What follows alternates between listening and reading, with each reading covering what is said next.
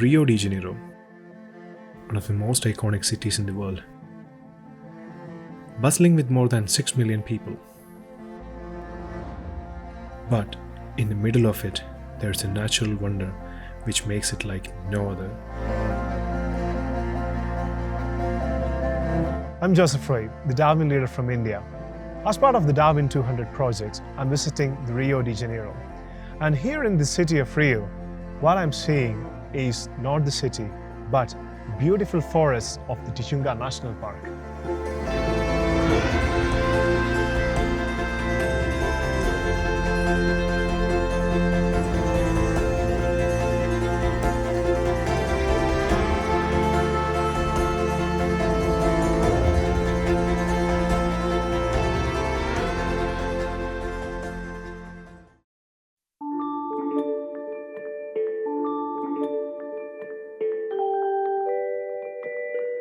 The Tijuca National Park is a neotropical rainforest that is situated in Rio de Janeiro.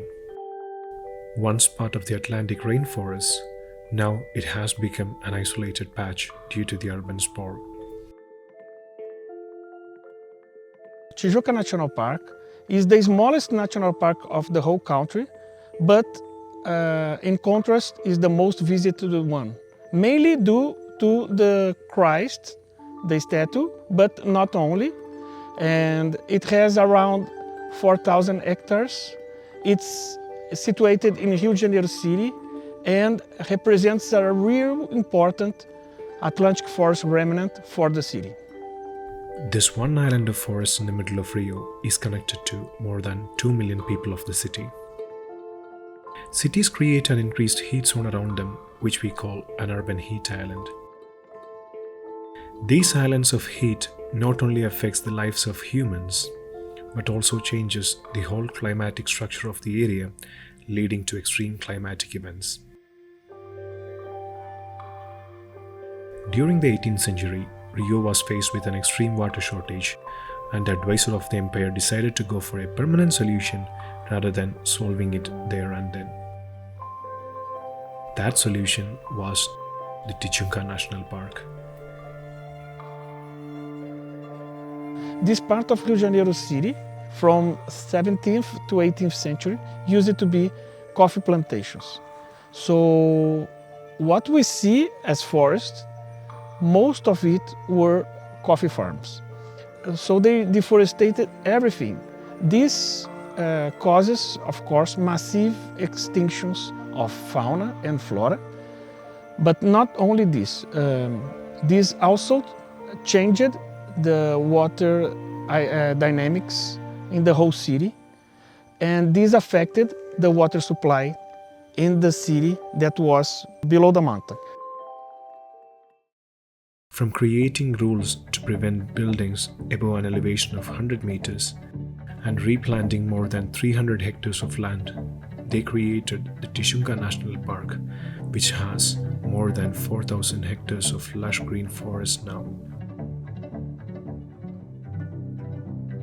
So over the past few years, we've come to the point in the world where over half the world's population live in urban environments. So never has it been more important for us to bring nature to people, which is the fantastic thing about having this park on the doorstep of Rio for all the people from Rio to be able to come and visit it.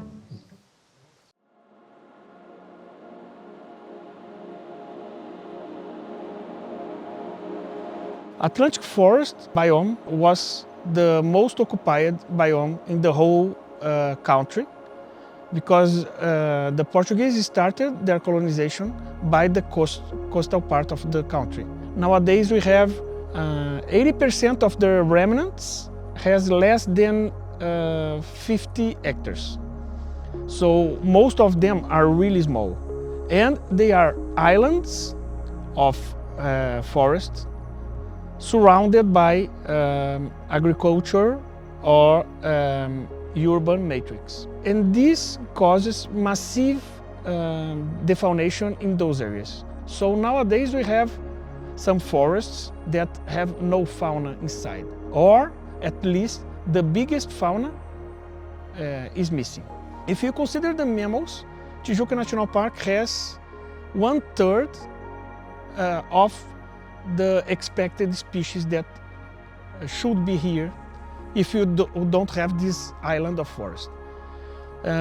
This defaunation causes what we know as empty forest syndrome. When we see a forest, we think about tall green spaces. Especially in a city, people go there to get away from the noises of the town. While the forest can be places of tranquility, Tijuca was missing a major part that makes a forest what it is. It was the concerted harmony of life which creates, consumes, and rejuvenates each of its links.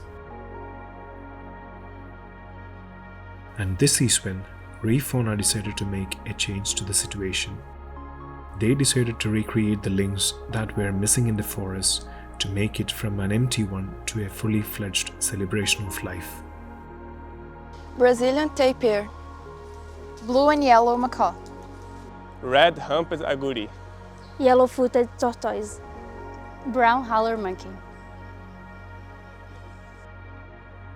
In the next episode, we will see how this mission is evolving and making the Tijuca National Park a thriving urban forest ecosystem.